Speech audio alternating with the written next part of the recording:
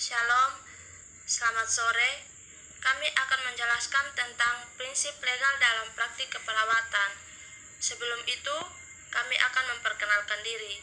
Saya atas nama Nefri Anggita Inekii dan teman saya, Nama saya Merlin Nenosono. baik, waktu dan kesempatan saya persilakan untuk teman saya menjelaskan materinya.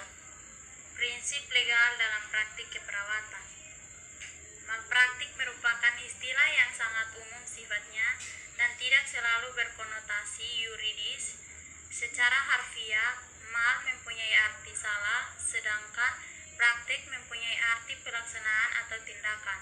Sehingga malpraktik berarti pelaksanaan atau tindakan yang salah. Meskipun arti harfiahnya demikian, tetapi kebanyakan istilah tersebut dipergunakan untuk menyatakan adanya tindakan yang salah dalam rangka pelaksanaan suatu profesi. Definisi malpraktik profesi kesehatan adalah kelalaian dari seorang dokter atau perawat untuk mempergunakan tingkat kepandaian dan ilmu pengetahuan dalam mengobati dan merawat pasien yang lazim dipergunakan terhadap pasien atau orang yang terluka menurut ukuran di lingkungan yang sama. Malpraktik juga dapat diartikan sebagai tidak terpenuhinya perwujudan hak masyarakat untuk mendapatkan pelayanan yang baik, yang biasa terjadi dan dilakukan oleh oknum yang tidak mau mematuhi aturan yang ada karena tidak memperlakukan prinsip-prinsip transparansi atau keterbukaan, dalam arti harus menceritakan secara jelas tentang pelayanan yang diberikan kepada konsumen, baik pelayanan kesehatan maupun pelayanan jasa lainnya yang diberikan. Dalam memberikan pelayanan, wajib bagi pemberi jasa untuk menginformasikan kepada konsumen secara lengkap dan komprehensif semaksimal mungkin. Namun, penyalahartian malpraktik biasanya terjadi karena ketidaksamaan persepsi tentang malpraktik. Malpraktik dalam keperawatan, banyak kemungkinan yang dapat memicu perawat melakukan malpraktik. Malpraktik lebih spesifik dan terkait dengan status profesional seseorang, misalnya perawat, dokter, atau penasihat hukum.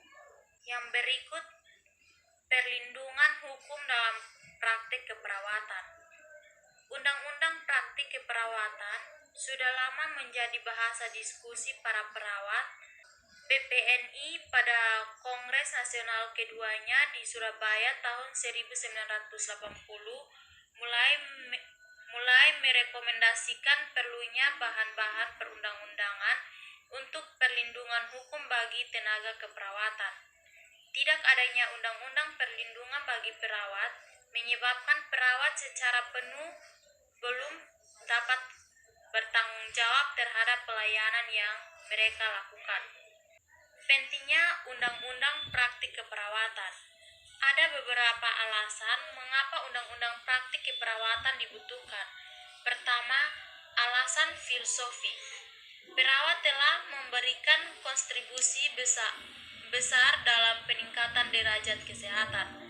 Perawat berperan dalam memberikan pelayanan kesehatan, mulai dari pelayanan pemerintah dan swasta, dari perkotaan hingga pelosok desa terpencil dan perbatasan.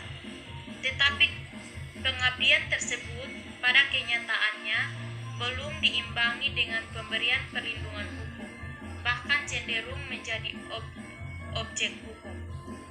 Undang-undang di Indonesia yang berkaitan dengan praktik keperawatan. Yang pertama, Undang-Undang Nomor 9 Tahun 1960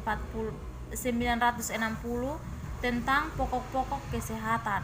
Yang kedua, Undang-Undang Nomor 6 Tahun 1963 tentang tenaga kesehatan.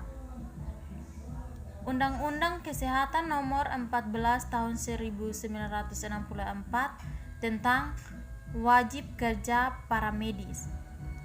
SK Menteri Negara Pendayagunaan Aparatur negara nomor 94 Menpan atau 1986 tanggal 4 November 1986 tentang jabatan fungsional tenaga keperawatan dan sistem kredit poin.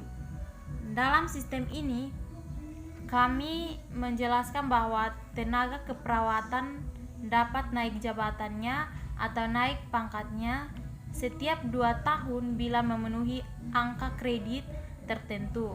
Dalam SK ini, tenaga keperawatan yang dimaksud adalah penyenang kesehatan yang sudah mencapai golongan kedua atau pengatur, rawat atau perawat kesehatan, bidang sarjana muda, D3 keperawatan, dan sarjana S1 keperawatan. Sistem ini menguntungkan perawat karena dapat naik pangkatnya dan tidak tergantung kepada pangkat atau golongan atasnya. Baik, sekian dari penjelasan kami. Mohon maaf jika ada kesalahan dalam kata, bahasa. Sekian dan terima kasih.